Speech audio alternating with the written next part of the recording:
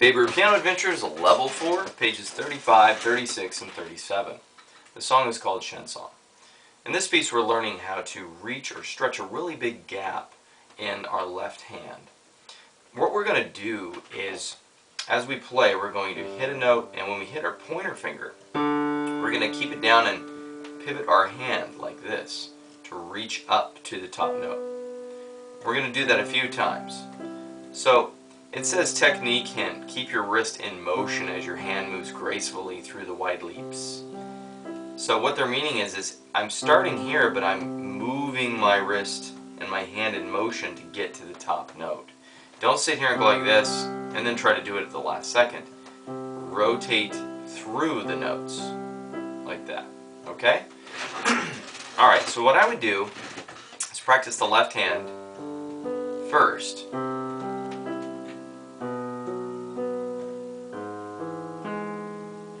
So get good at that and try to keep a beat and you should be fine. Alright, let's get started.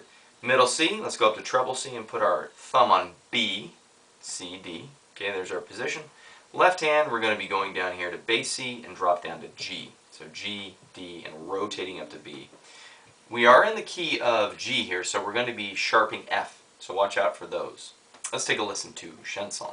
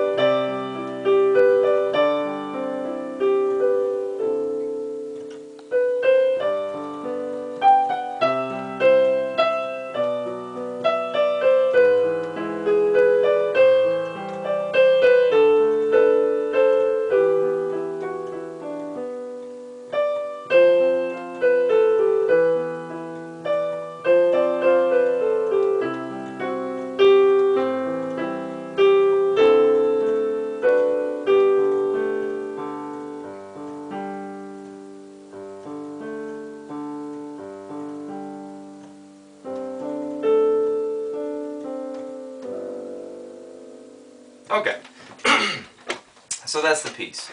Now, as we go through this, you'll notice there's a lot of legato in this piece. We can't be playing staccato pretty much anywhere. It needs to be really smooth and connected. Some points of this piece, you'll want to play a little bit with the volume. There are some crescendos and decrescendos in this piece, alright? But for the most part, the song is kind of quiet. When you get into page 2 of this piece, you've got a crescendo. I'll just start at the top of the page. A little louder here.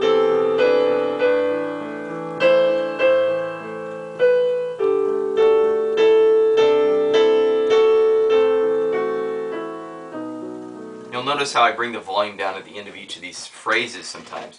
So when the next set comes in, we can play again with the dynamic range of the piece. Also on page 2, we do have a little ritardando when we're playing this part.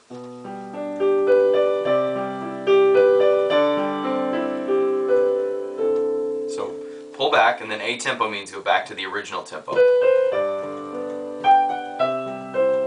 Okay? There's a little ritardando at the end of the song as well.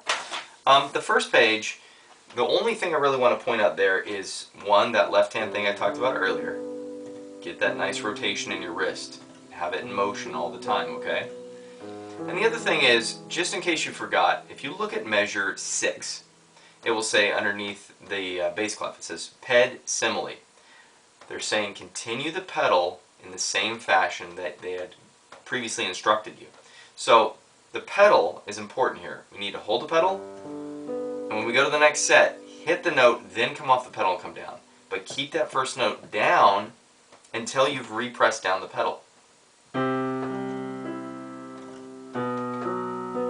See that? See, I'm trying to keep that down so that it blends perfectly. Otherwise, you're going to get these gaps in the pedal sound, and we don't want that. So remember, it's lift. And when I say lift, I mean you go lift and you go right back down on that pedal, okay? Don't sit off the pedal for a long time. It's going to give you a gap sound. Okay, other than that, you know how the song sounds. It's not super hard, but again, please do the left hand first. Get it nice and smooth before you try to put anything together. Okay, this concludes Chanson.